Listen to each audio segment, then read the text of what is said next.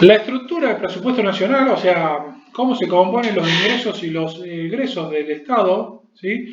Por un lado tenemos los ingresos, tenemos los recursos genuinos, que son los tributos y las ventas. Cuando hablamos de ventas, hablamos de los bienes del Estado, de la administración pública que el Estado vende, llámese bienes, muebles o inmuebles. Yo recuerdo hace unos años la facultad vendió unos rodados que ya no los usaba, lo vendió al público en general y por eso tuvo un ingreso, que estos tipos de ingresos, las ventas son ingresos por única vez.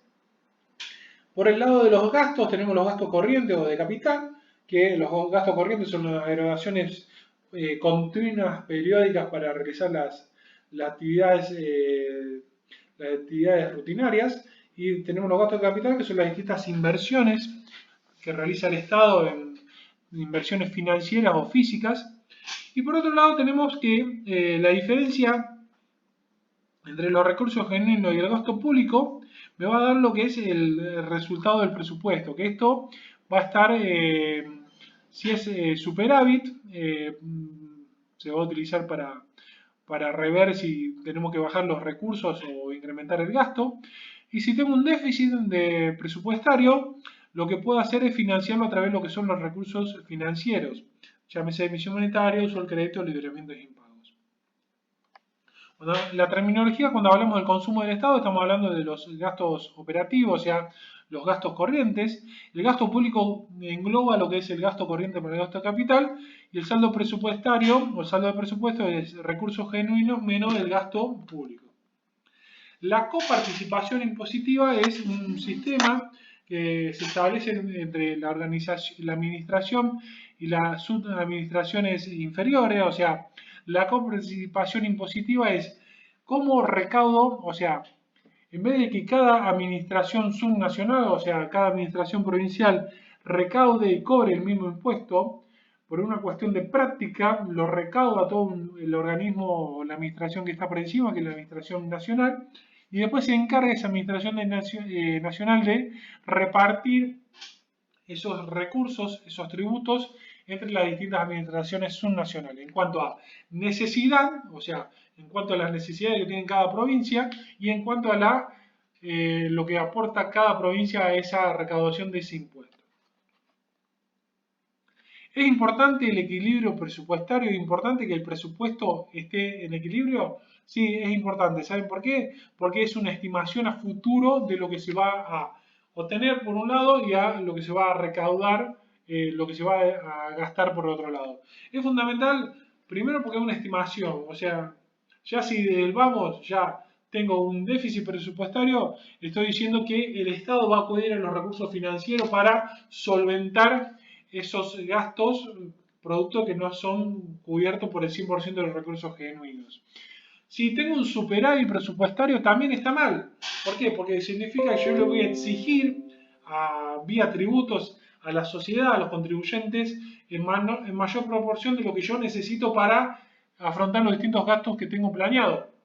¿Por qué? Pues si yo exijo un poco menos, en vez de tener un superávit, puedo tener un equilibrio presupuestario. ¿Cómo financio el déficit fiscal? ¿Sí? A través de los recursos genuinos, a través de los recursos financieros que son la emisión monetaria, que es la maquinita de fabricar dinero, de fabricar billetes. Esto trae consecuencias de términos inflacionarios, ya lo vamos a ver en el capítulo siguiente.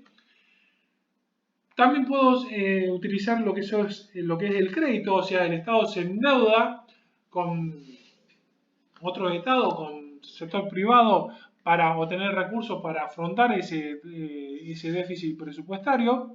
Acá puede ser mediante la emisión de títulos, bonos. El Estado en la década del 90 y en la década del 2000 no la pasó bien porque tuvo que endeudarse y después terminó refinanciando la deuda con una quita de deuda con los distintos acreedores.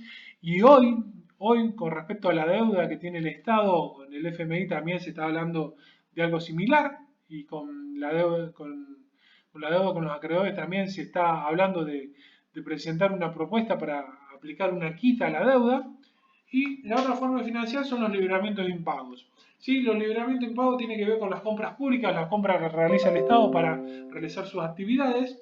El libramiento de impago es, al momento de realizar una compra por parte del Estado, ¿el Estado qué hace? Emite una solicitud de cotización a los distintos proveedores de un determinado producto o servicio. Estos proveedores emiten una cotización, presentan una cotización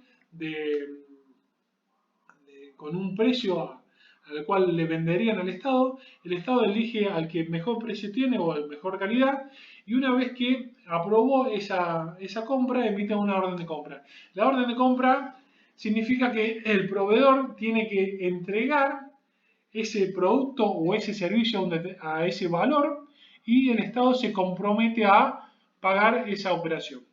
Una vez que recibe la orden de compra, el proveedor entrega la mercadería con un remito, con una factura, y el Estado tiene que emitir la orden de pago. ¿Sí? Al emitir la orden de pago, significa que el Estado va a pagar esa factura porque ha cumplido con todo el proceso de la compra pública.